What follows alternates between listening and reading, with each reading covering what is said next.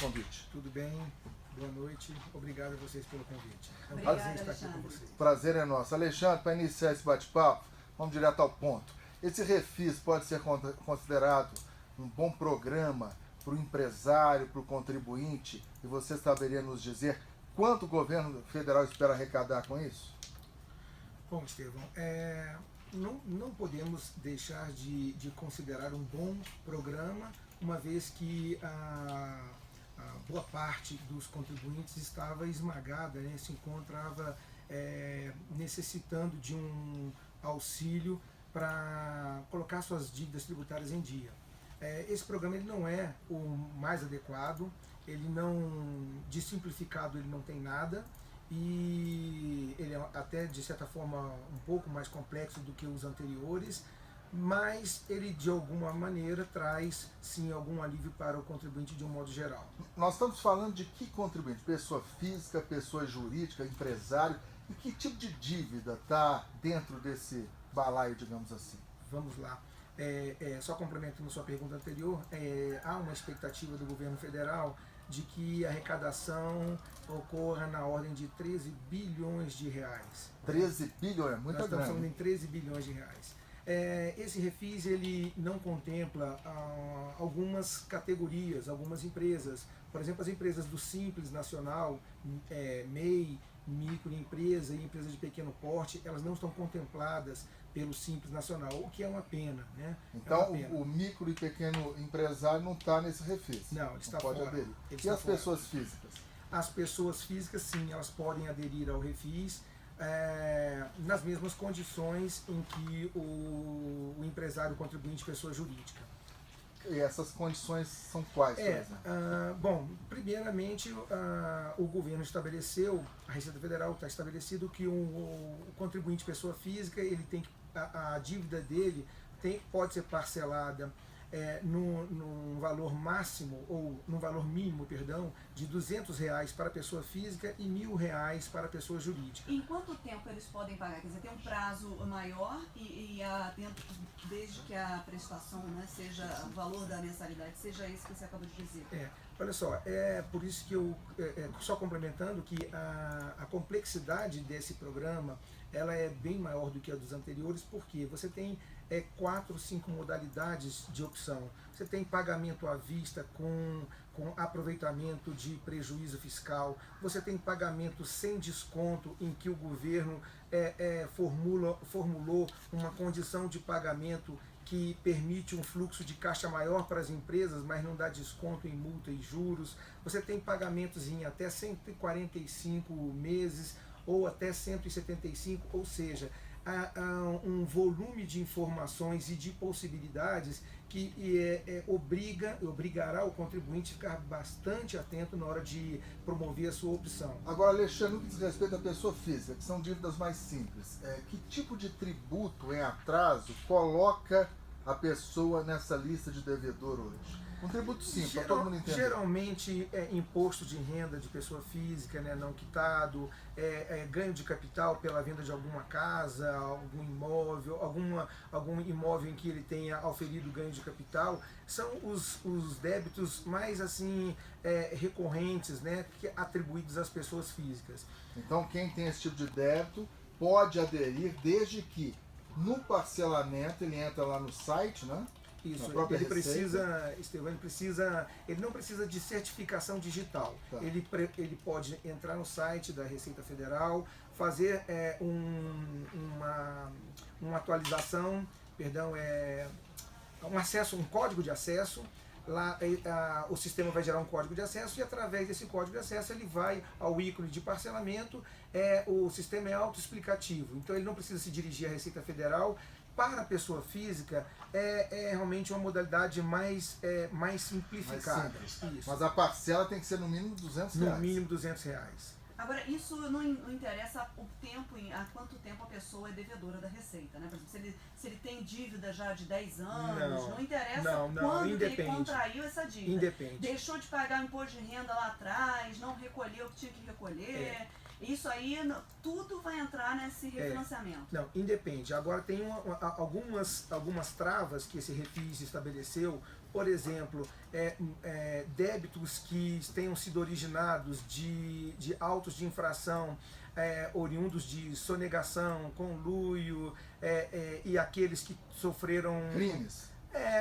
Tipificados como crimes, Tá. que foram autuados com multas superiores a 75%, esses débitos não podem ser parcelados. Então, só para deixar claro, quem responde, por exemplo, a um processo na Receita Federal por essas modalidades, sonegação, conluio, que é uma modalidade também de crime, essas pessoas não podem aderir a essas facilidades.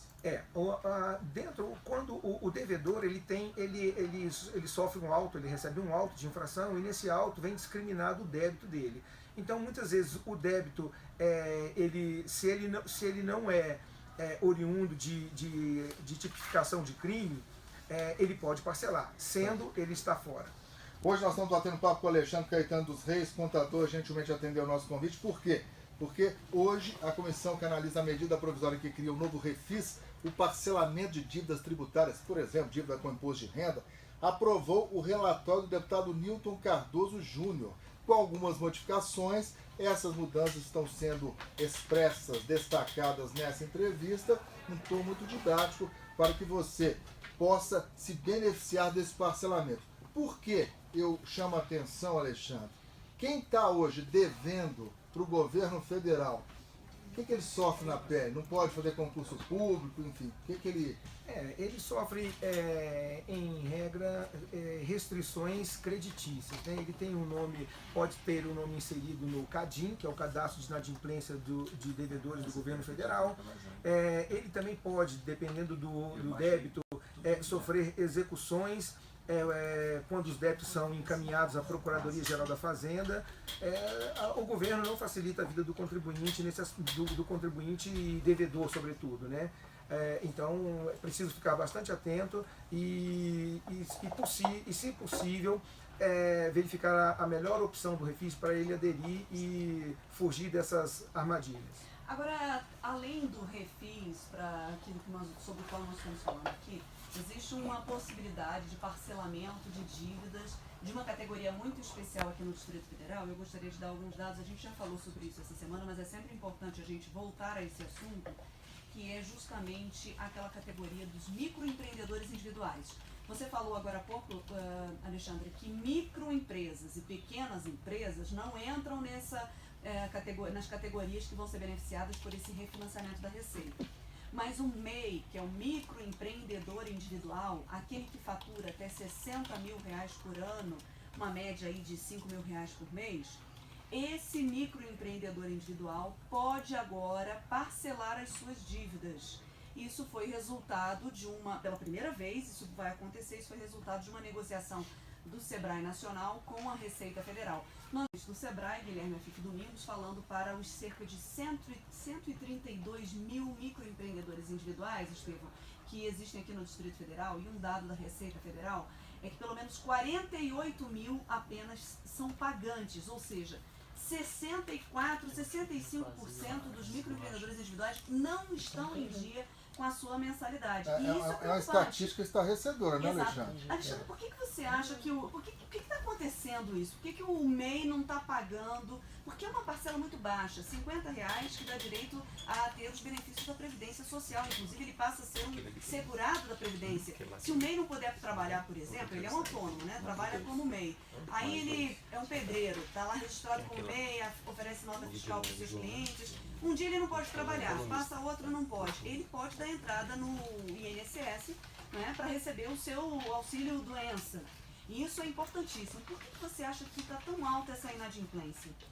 Bom, eu acredito que a inadimplência tem uma parcela aí, talvez pequena, em razão